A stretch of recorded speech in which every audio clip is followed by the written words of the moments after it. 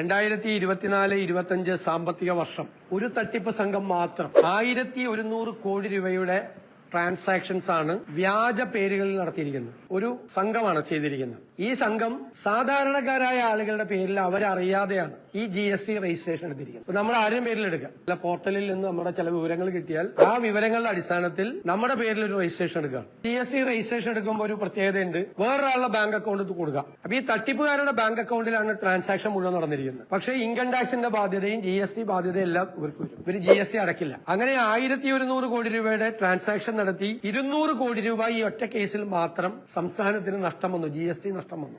ഇത് കണ്ടുപിടിച്ചത് പൂന ഇന്റലിജൻസ് ആണ്, GST ഇന്റലിജൻസ് ആണ്. സംസ്ഥാന ഗവൺമെന്റിനെ അറിയിച്ചു. സംസ്ഥാന ഗവൺമെന്റ് ഇത്രയും വലിയൊരു തട്ടിപ്പ് നടന്നിട്ട് എന്താണ് ചെയ്തത് എന്ന് കേട്ടാൽ അത് അതിനേക്കാൾ അത്ഭുതകരമാണ്. അവരാകെ ചെയ്തത് ഇതിന്റെ ഈ രജിസ്ട്രേഷൻസ് എല്ലാം ക്യാൻസൽ ചെയ്തു. ഒരു അന്വേഷണവും GST നടത്തിയിട്ടില്ല, നടത്താൻ പോലീസിനോടൊട്ട് ആവശ്യപ്പെട്ടിട്ടില്ല. 2, ഇതിൽ ബലിയാടായ പാവപ്പെട്ട ഇരകളായ മനുഷ്യരെ അവരെ അറിയിച്ചിട്ടുമില്ല GST ഓഫീഷ്യൽസ് ഇവരോട് പറയുന്നത് നിങ്ങൾ കോടതി പോകണമെന്നാണ്. ഈ പാവപ്പെട്ടവര്. നമ്മുടെ ചോദ്യം, ഇത്രയും വലിയൊരു ഫ്രോഡ് തട്ടിപ്പ് നടന്നിട്ട് ഇതൊരു മഞ്ഞുമലയുടെ അഗ്രം മാത്രമാണ് ഈ തട്ടിപ്പ്, ടിപ്പ് ഓഫ് ആൻ ഐസ്ബർഗ്. വലിയൊരു തട്ടിപ്പിന്റെ ഒരറ്റം മാത്രമാണ് പൂന GST ഇന്റലിജൻസ് തിരിച്ചറിഞ്ഞ് കേരളത്തിലെ സർക്കാരിനെ അറിയിച്ചു. ഈ രജിസ്ട്രേഷൻ ക്യാൻസൽ ചെയ്യുന്നതിന് അപ്പുറത്തേക്കുള്ള ഒരു നടപടിയിലേക്കും സർക്കാർ പോകാത്തത് എന്തുകൊണ്ട്? 2, ഈ പാവപ്പെട്ട നിരപരാധികളായ സാധാരണക്കാരായ മനുഷ്യർ ഇതിന്റെ അകത്ത് ഇരകളായി മാറിയപ്പോൾ എന്തുകൊണ്ട് അവരെ അറിയിക്കുകയും അവർക്കൊരു ലീഗൽ പ്രൊട്ടക്ഷനും ഗവൺമെന്റ് കൊടുക്കുന്നില്ല?